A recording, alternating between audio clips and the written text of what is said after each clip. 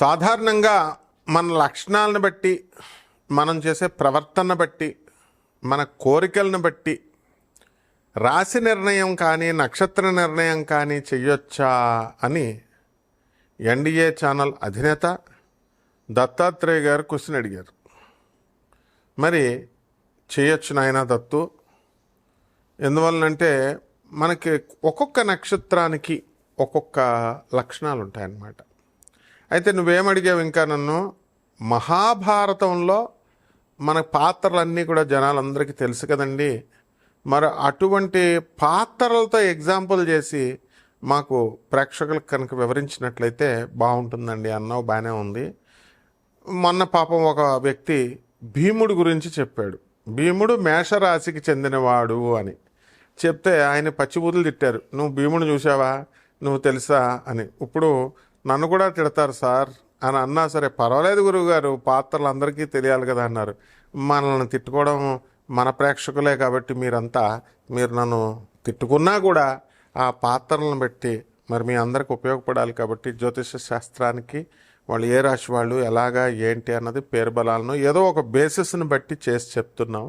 తప్పకుండా నిర్ణయం చేయొచ్చండి దత్తుగారు.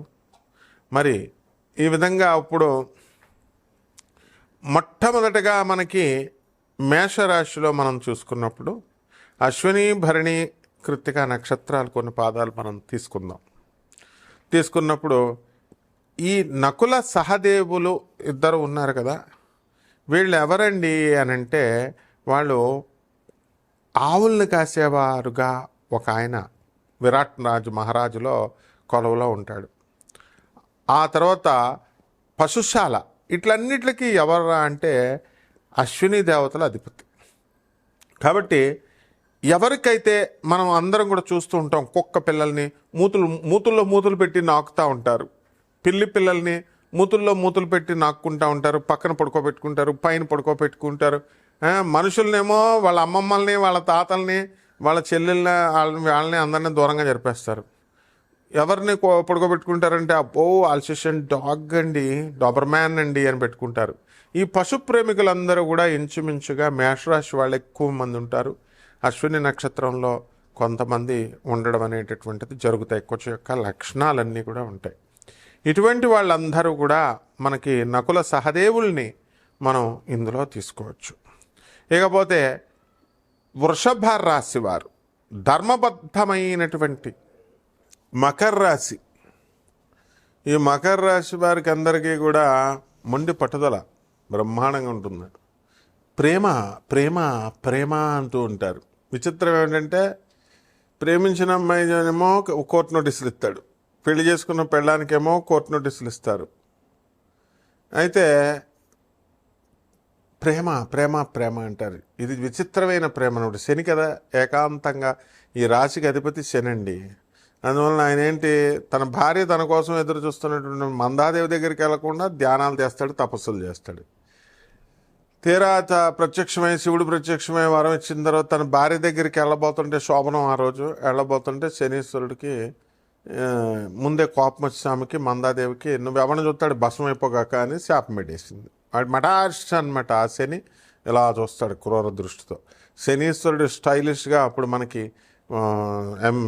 ఎంబీబీఎస్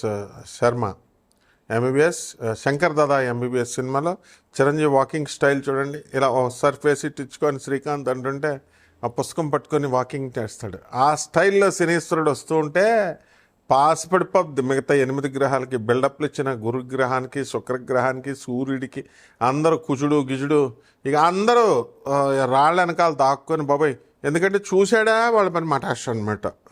అది శనీశ్వరుడు దెబ్బ అంటే. ఆ దెబ్బలో పుట్టినాడు ఎవడో తెలుసా, మహాభారతంలో ద్రోణాచార్యులు వారు. కొట్టుడు ఆయన ద్రోణాచార్యులు పెళ్ళంతో ఎప్పుడైనా కలిసి ఉన్నట్టు చూసారా మనం వీడియోల్లో? మనకు ఎవరో కూడా కనబడలేవు. ఆయన ఎంతసేపు కూడా కుమారుడికి ట్రైనింగ్ ఇచ్చుకోవడం, తన స్టూడెంట్స్కి ట్రైనింగ్లు ఇచ్చుకోవడం, పాండవులను బాగా అభిమానించడం. అర్జునుడిని ఏమో జగదేక వీరుడు చేస్తున్నాడు. మరి మిగతా వాళ్ళని అందరిని ఎందుకు చేయకూడదండి అంటే చేయొచ్చు కదా, మరి అడగొచ్చు కదా. ఎందుకు అడగలేదంటే అర్జునుడు అడిగాడు, అది గురువుని అడగాలి మీరు. అంతేకాని గురువు పంగనామాలు అడిగితే ఎట్లా? ఇదిగో పంగనామాలు ఆల్రెడీ మేము పెట్టేసుకున్నాం, కొత్తగా మీరు వచ్చి పెట్టేదేంటి మాకు అందువలన అయ్యా మరి మాకు నన్ను జగదేక వీరుని చెయ్యండి, అర్జునం వందే జగదేక వీరం, జగదేక వీరుని చెయ్యండి అని అడిగితే అప్పుడు ఆయన చేస్తానన్నాడు. ఏకలవ్యుడు ఉన్నాడు కదా, మరి దీనికి అడ్డొచ్చేటటువంటి వాళ్ళు కూడా ఉంటారు. ఆయన్ని వెళ్ళి ఏం చేశాడండి, ఆయన ఎక్కడైతే దొంగతనంగా ద్రోణాచార్యుల వారు ఫోటో పెట్టుకొని ద్రోణాచార్యుల నుంచి విద్య నేర్చుకుంటే ఏళ్ళు కోసి పారేసాడు. అంటే గురువు లేకుండా విద్య కనుక మీరు నేర్చుకొని దొంగ విద్యలు అంటే ఇప్పుడు మనం వీడియోలో కొత్త కొత్త స్టైల్లో మనం చెప్తున్నాం, కాపీ కొడితే మనం కొట్టాలి అంతే. ఎందుకని మేస్టరం కాబట్టి మా గురువుగారు జీవీఎన్ ఆచార్యులు గారు కాబట్టి ఆయన ఈ కొత్త కాన్సెప్ట్ని తయారు చేశాడు. అసలు చంద్రబాబు నాయుడికే భయపడలేదు ఆయన అసలు. మొత్తం ఆ కాలంలో మొత్తం చెప్పండి రా బాబు అంటే జగన్ వచ్చేస్తాడంతే అని చెప్పేసి గట్టిగా తిట్టిపడేసాడు తెలుగుదేశం వాళ్ళని. తిట్టిపడేస్తే మహామూర్తి గారు అడుగుతారు ఇంటర్వ్యూలో, అదేంటండి మరి అలా తిప్పారంటే అప్పుడు ఓడిపోతారండి అంటే ఆ ఛానల్లో చెప్పమన్నారని చెప్పేశాడు. అమాయకుడు పాపం. అలా ద్రోణాచార్యుల వారు కూడా చాలా అమాయకుడు. లేకపోతే కనుక మీకు కృష్ణ పరమాత్మ ఒక ప్లాన్ చెప్తాడు ధర్మరాజుకి, వెళ్ళేసి ఇది చేయవయా మొత్తం అని చెప్పేసి. ఏంటది, దీని పేరేంటి, అశ్వత్థామహత అని. అంటే తన ఒక ఏనుగుకి ఒక పేరు పెడతారు, అశ్వత్థామ అని పేరు పెట్టి ధర్మరాజు బిల్డప్ ఇస్తాడనమాట. ఏంటంటే సాక్షాత్తు పరమాత్మ అయినటువంటి శ్రీకృష్ణ పరమాత్మ వచ్చి, ఆఫ్టర్ ఆల్ యమధర్మరాజు అవతారం ధర్మరాజు, పరమాత్మకు తెలీదా వచ్చి నువ్వు చెప్పవా ద్రోణాచార్యుని లేపాలంటే కుదరదు, వాళ్ళ అబ్బాయి చచ్చిపోతేనే లేచిపోవాలా, అప్పుడే వదిలేస్తాడు, అప్పుడు వెళ్ళి నరికేండి తల అని చెప్పి పరమాత్మ చెబుతుంటే ఈ ధర్మరాజు బిల్డప్, అబ్బే నేను అబద్ధాలు ఆడను. ఇప్పుడు అందరూ చెప్తూ ఉంటారు, అబ్బే మేము అబద్ధాలు ఆడటం, నాకు తెల్లారితే నోరెత్తే అబద్ధాలే అనమాట. ఎప్పుడైతే నేను అబద్ధాన్ని చెప్పండి, నేను దాన ధర్మ విధాతనండి, దాన కర్ణుడినండి, అస్సలని ప్రతి సొల్లుగాడు చెప్తాడు. ప్రతి సొల్లుగడ అబద్ధాలే. కలియుగంలో ఒక్కడు కూడా ధర్మంగా నిజాలు చెప్పినటువంటి వాళ్ళు ఎక్కడో 0.001% ఉంటారు. అది ఒప్పుకుంటే పోయా కదా. ఇప్పుడు మనకలా మేము కాపీ కొట్టామన్నాం, మా జీవీఎన్ ఆచార్యులు మా గురువుగారి కాన్సెప్ట్ ఇచ్చాడు చెప్పామన్నాం. అలా ఉండాలన్నమాట. అంటే అలా కాకుండా కాన్సెప్ట్ కాపీ అమ్మో ఆమె చెప్పినవన్నీ కాపీ కాదు అంటే ఈ టైప్లో చెప్పొచ్చు అని రకరకాల ప్రయోగాల. ఆయన ఎక్కడి నుంచి కాపీ కొట్టాడు, 1000 మంది. యూట్యూబ్ అంతా కాపీయే. అరటిపళ్ళు అమ్ముకునేవాళ్ళు, తర్వాత ఈ సపోటా పళ్ళు అమ్ముకునేవాళ్ళు జ్యోతిష్యాలు చెప్పేస్తున్నారు, పంతులు గారిలాగా వచ్చేస్తున్నారు, నామాలు పెట్టేసుకుంటున్నారు, చెప్తున్నారు. అది పెట్టాలన్నమాట. మీకు అసలు తెలియని రహస్యం ఏంటంటే అది పెట్టాలి, ప్రాంప్టింగ్ ఎదురుకుండగా పెట్టాలి. పెడితే స్క్రీన్లో వస్తుంటే న్యూస్. నేను చిన్నప్పుడు అనుకునేవాడిని, అయిపోయి గారు శాంతి స్వరూప్కి ఎంత జ్ఞాపకం శక్తో ఎలా చదువుతున్నాడు న్యూస్ బాబాయ్ అని. ఆ స్క్రీన్ ఉంటుంది అనమాట, స్క్రీన్ మీద వస్తూ ఉంటాయి కదా. అలా ఇప్పుడు యూట్యూబ్ చరిత్రలో ఉన్నటువంటి ఇంచుమించు 90% మంది అక్కడో 4-5 వదిలిపడేసేయండి, మిగతా గ్యాంగ్ అంతా కూడా అలా పడతంటే చదువుతారు. లేదా మా నేమాని, మా బుట్టే సిద్ధాంతి, మా రేలంగి సిద్ధాంతి, మా పంచాంగాలని మా పుస్తకాల షాపులో అమ్మేవాళ్ళం. Mohan publication, Gollapudi publication, Vijayawada Sridevi publishers, మొత్తం అంతా గ్యాంగ్ అంతా పుస్తకాల షాపులన్నీ మాయే. ఇక్కడ సిద్ధంబర బజార్ దగ్గర కూడా మా శంకర్ పబ్లికేషన్స్ ఇలా ఉన్నాయిలే. అందులో దొరికేటటువంటి పుస్తకాలను ఒక 6 కొనేసేసి బట్టి కొట్టేసి అందులో ఏం చెప్పాడు, ఇందులో ఏం చెప్పాడు, ఇలా అనమాట. సో ఇలా చెప్పేవాళ్ళే ఉన్నారు కాబట్టి మా జీవీఎన్ ఆచార్యులు గారు కూడా ఏం పర్వాలేదు, ఒకళ్ళొకళ్ళు అందరూ షేర్ చేసుకోవచ్చు. మేము చెప్పేటటువంటి ప్రముఖ ఆధ్యాత్మికవేత్తలే మేము చెప్పేటటువంటి వీడియోలు మా మిత్రులు కాపీ కూడా ఎత్తున్నారు, తప్పేముంది. ఒకళ్ళొకళ్ళు యూట్యూబ్ కలియుగం అంటేనే కామయుగం, కాపీ యుగం. అందువలన దానికోసం ఏం మనం ఇది అవసరం లేదు. చక్కగా అటువంటి ద్రోణాచార్యుల వారు ఈ నక్షత్రంలో పుట్టారు. దీని లక్షణాలు ఏమిటిరా అని అంటే, మకర రాశి వాళ్ళు పట్టుకున్న పని వదలరు, తర్వాత అమాయకులు, సంసార ఇతరుల.